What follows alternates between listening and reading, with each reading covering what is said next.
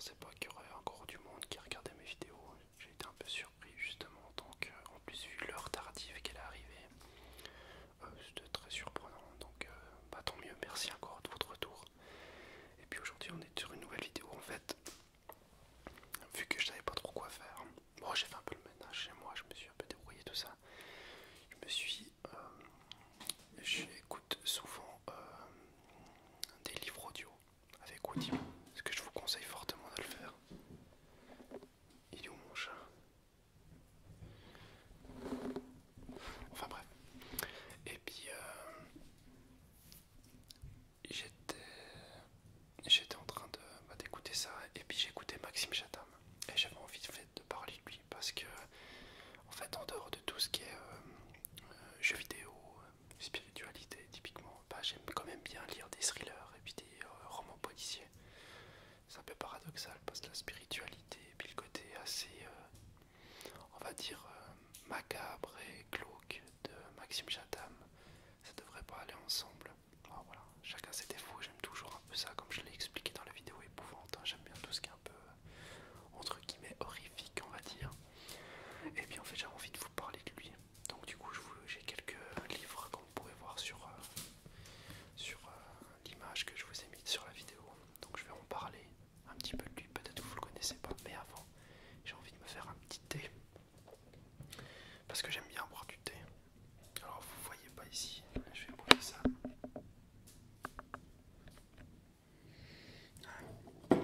J'ai une très jolie théière en fait japonaise.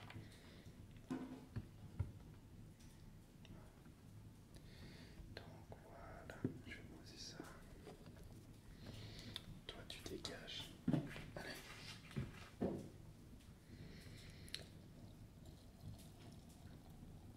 Je vous ai fait un feu, hein. Vous avez vu derrière encore une fois. Normalement là il doit bien partir. Je vais poser ça ici.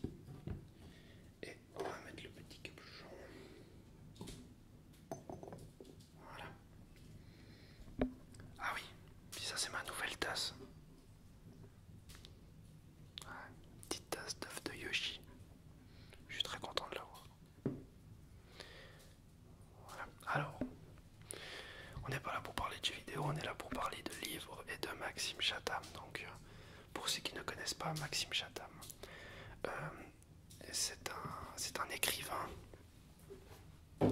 C'est un écrivain français qui a été en fait très connu grâce à ses polars policiers, à ses thrillers qu'il a fait.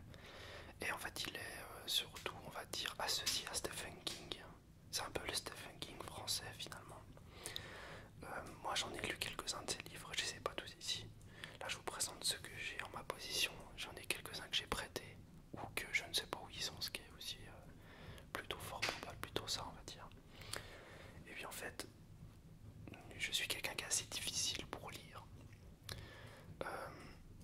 J'ai de la peine souvent à me mettre dans l'histoire parce que j'ai de la peine à m'imaginer les choses. Donc si l'écrivain il n'est pas assez descriptif et me dirige pas assez dans son roman, bah, en fait il va me perdre et je vais me perdre dans l'histoire et j'arriverai pas à me situer à quelque part. Et en fait, Maxime Chatham c'est quelqu'un qui décrit énormément.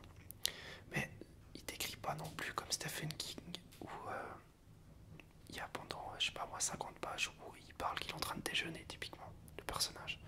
Non, c'est-à-dire qu'il décrit, mais il laisse quand même une possibilité d'imagination derrière. C'est ça qui est très intéressant. Et en fait, il décrit pas des scènes sanglantes où ça pisse le sang, où il dit, bah voilà, on va l'interpréter par les mots qu'il va dire. C'est ça qui est intéressant. C'est-à-dire qu'il va pas dire que c'est plein de sang. Il va dire qu'il y a pas mal de taches de sang dans la salle. Mais on peut imaginer ce qu'on veut. On peut imaginer une grosse flamme, des petits trucs un peu partout, vous voyez. Alors, c'est ce que j'aime en fait. Un autre truc aussi qui est très intéressant chez cet écrivain, c'est qu'il il surfe entre la réalité et la fiction. C'est-à-dire que des fois, quand on lit ces romans qui sont très dans la réalité, hein, tout d'un coup, il y a un petit truc qui rentre et qui se dit « Ah tiens, peut-être qu'on va frôler le surnaturel. » Et ça, c'est vachement cool. Et puis c'est comme ça qu'il arrive à faire des retournements de situation finalement. C'est génial. Alors là, moi, je vous ai sorti un ou deux livres que j'ai retrouvés qui sont bien différents finalement les uns des autres. Donc je vais commencer par... C'est dommage que je ne l'ai pas ici parce que c'était le premier que j'avais lu. Je vais vous le décrire vite fait. Qui s'appelle Le Cinquième Règne. Ce que j'aime bien dans ce roman, c'est qu'on va suivre l'histoire de 5 adolescents dans un patelin américain. Et en fait, ces 5 adolescents vont vivre des choses un peu... on sent un peu le côté aventure, on sent le côté un peu Stranger Things ou bien les Goonies, hein, si vous avez vu le film à l'époque. Vraiment ce côté un peu où il y a des adolescents qui vont vivre quelque chose d'extraordinaire, mais il n'y a que eux qui sont au courant. Ils doivent se cacher pour pas le dire aux autres. Et ben il y a énormément de descriptions sur chaque personnage, donc en fait on s'attache aux enfants et on se ressent dans ces enfants, ce qui est vraiment excellent. Et c'est une histoire un peu surnaturelle, du coup celui-là c'est pas quelque chose de physiquement possible, voilà. Donc ça c'était un de mes premiers, ça a été un peu la porte ouverte à Maxime Chatham, et tout de suite j'ai dit ok ça je vais kiffer, ça c'est clair. Et j'avais pas encore lu de policier de lui. Et le premier que j'ai lu, c'était... Alors c'est dommage parce que je l'ai pas là. Ce que je vous montre là, c'est le deuxième. C'est une trilogie en fait qui s'appelle la trilogie du mal. Celui-là, c'est le deuxième, In Tenebris. Et en fait, on va suivre ces 3 livres. On va suivre l'histoire d'un enquêteur, Joshua Brolin, que au bout d'un moment dans l'histoire, vers même la fin des livres, on va se dire putain mais ce gars, il est tellement doué dans son domaine qui pourrait en fait être un gros taré qu'il est en train de traquer. Donc on rentre tellement dans la psychologie de la personne, de l'enquêteur en soi, et dans la psychologie malsaine du serial killer en fait, du gars qui pète un câble, qu'on se dit mais Maxime Chatham il doit péter un câble en fait chez lui. Ça doit être un gars recroquevillé, seul, antisocial, qui est en fait un solitaire, etc. Mais en fait pas du tout, c'est ça qui est intéressant. Et je vous conseille d'aller voir 21 cm sur Canal+, sur le site en fait avec les replays.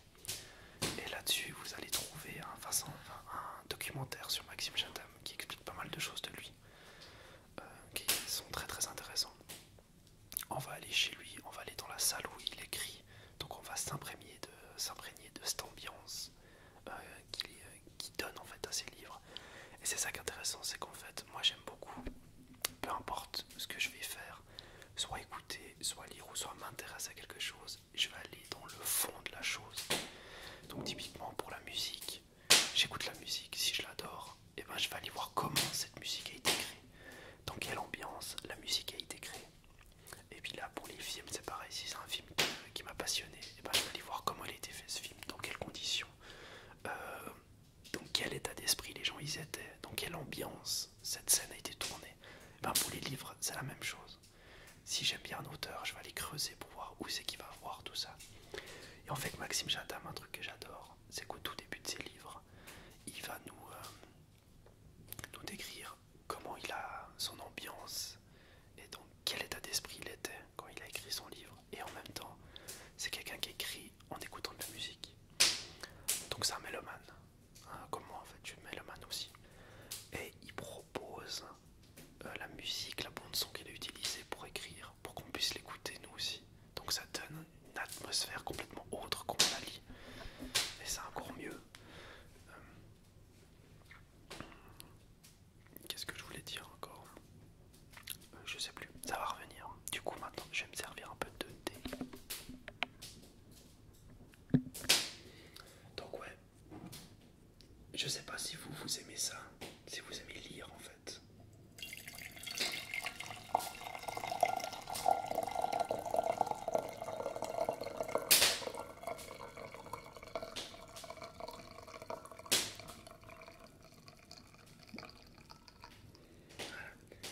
Alors je peux mettre 5 décis dans ma tasse, donc c'est assez ouf. Voilà. Je vais boire après.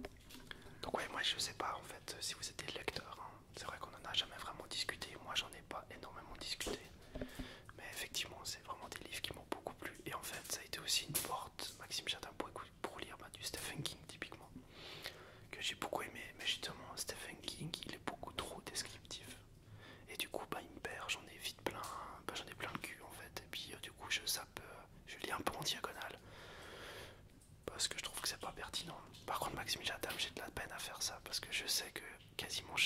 y aura sûrement un truc qui va tomber. Je vais vous raconter 2 livres qui m'ont vraiment choqué, où je me suis mis mal à l'aise en lisant. Alors, je vous le conseille bien sûr, Que ta volonté soit faite. Celui-là, comment dire, je pense qu'on peut pas être plus dans l'horreur humaine. C'est vraiment inimaginable ce qui se passe. On se dit mais putain, mais ce gars, comment il fait encore pour respirer? Enfin, c'est pour vous dire dans quel état d'esprit le lecteur il est. Il est tellement à bout de nerfs. On se dit mais je pense que si je l'avais à côté de moi, mais je le défonce. C'est pas possible autrement. Donc je vous le conseille, Que ta volonté soit faite. Donc ça se passe dans une petite ville américaine et puis on va suivre l'histoire d'un gars, enfant, adulte et vieux en fait. Et on va suivre un peu son parcours de vie par un narrateur. Et le narrateur, ça a été en fait un personnage du village qu'il a connu, qu'il a rencontré, qu'il a côtoyé. Donc on a un peu l'image du visiteur, enfin du spectateur en fait, d'une scène, du spectateur de la scène de la vie de cet homme. Et c'est très bien écrit. Donc je vous le conseille, il y a un twist à la fin qui est assez ouf. Donc très très bon livre, j'avais lu en fait durant mes vacances quand j'ai été à la Réunion avec ma copine. Alors j'aurais pu lire quelque chose de plus joyeux, j'avoue, mais c'était cool quand même de lire ça. Sinon le deuxième que je vais vous présenter, alors celui-là je l'ai adoré, vraiment. Et c'est celui-là qui m'a mis les frissons, où j'ai vécu ce que c'est avoir des frissons. Ça s'appelle Le Signal. Alors, ah oui, déjà la jaquette elle est glauque à souhait, hein. Ah, ça c'est sûr. Donc en fait, là il sort un peu de son style habituel. Parce que là il part un peu dans l'épouvante, on va dire épouvante horrifique. Donc, pour vite vous faire l'histoire, en fait c'est une famille avec 2 gamins qui décident de plaquer leur vie qu'ils avaient avant. Donc le gars, il est... ouais, je vous montre vite ça. Voilà. Le gars, je crois que c'est un metteur en scène ou un auteur de spectacle, quelque chose comme ça. Donc il doit écrire des pièces, il me semble. Et la femme, c'est une journaliste. Et en fait, ils en ont marre de leur vie qu'ils sont en train de vivre. Et bien de leurs amis qui travaillent dans l'immobilier, il leur a dit, écoutez, vous aurez une opportunité de ouf. C'est de déménager dans un endroit un peu perdu dans... il faut imaginer bordure de mer, une sorte de cirque. Ça se termine en cirque comme ça, avec la ville ici, et entouré de grosses montagnes. Si vous arrivez à voir ça, avec seulement 2 routes, une pour arriver à cette ville, une route en zigzag ici, et une autre route dans l'autre sens. Donc, on sent le côté un peu fermé, le côté isolé de l'endroit, mais qui peut être très très beau à voir et à vivre en fait dans cet endroit. Et ils vont vivre dans cette maison un peu en retrait finalement de la ville, dans une bordure de forêt. Et en fait on va suivre l'histoire de la famille, mais on va suivre aussi l'histoire des enfants. Et encore une fois on revient à ce côté avec les enfants. Moi j'adore ça, rentrer dans... en fait moi je deviens un gamin comme avec eux, c'est comme si moi je jouais avec ces enfants. Et on rentre dans leurs péripéties, on rentre dans leur aventure d'enfant. Et en même temps on va suivre la vie d'adulte des parents. Et en fait il va se passer des choses un peu glauques dans cette maison. Il va se passer des choses un peu glauques dans la ville. Et on se dit tiens, qu'est-ce qui se passe dans cette ville, ou plutôt qu'est-ce qui s'est passé dans cette ville pour que on ressente en fait cette ambiance un peu malsaine et glauque et on n'a plus trop envie d'y être. Et en fait ce livre m'a vraiment mis les frissons, hein, je tiens vraiment à le dire. Je me suis chié dessus. Je suis très grossier quand je dis ça, mais c'était clairement le cas. Je me suis clairement chié dessus, c'était impressionnant. Quand on lit, et puis on a le twist, et on a les frissons de la tête aux pieds, parce qu'on se dit oh non c'est pas vrai. Alors là on sait qu'on lit un bon roman. Donc pour moi il fait partie des tops celui-là. Et en plus de ça, comme je vous ai raconté, moi j'aime bien tout ce qui est descriptif. Je vais vous montrer quelque chose.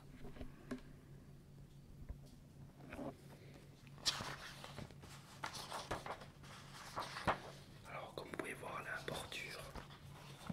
bordure en plus tout autour elle est toute noire. Donc ça fait déjà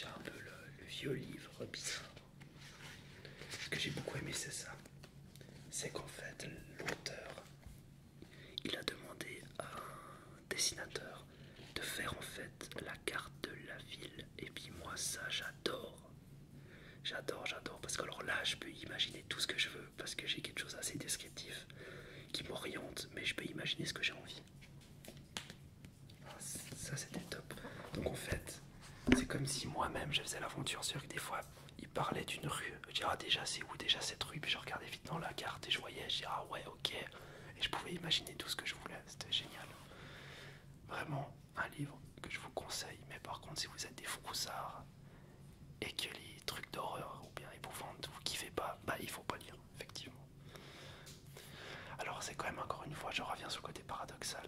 Vous voyez que j'aime bien un genre de truc, mais après je suis pas bien quand je lis. Et bah, après je suis pas bien avec Dieu finalement. Bah, je me dis mais merde, j'ai lu quelque chose, je devrais pas, etc. Et puis du coup bah c'est pas le bon plan, mais j'aime quand même. Mais si vous aimez lire, ouais, Maxime Chatham c'est cool. Donc ouais, je vous ai raconté ce qu'il fallait aller lire en fait. L'âme du mal, très bon livre aussi, qui fait partie de la trilogie d'Intenebris que je vous ai raconté. Et sinon, je suis en train d'écouter, donc avec Audible, je suis en train d'écouter les romans qui s'appellent Autre Monde. Et là, on est dans la science-fiction, pure et dure. Mais alors, comme c'est génial, mais vraiment. Et encore une fois, on est avec des gamins. C'est trop bien. Autre Monde, je vous conseille aussi fortement si vous aimez bien, ce qui est un peu science-fiction, mais qui touche quelque chose de réel, actuel. Donc ça touche un problème, vraiment. Je vous conseille.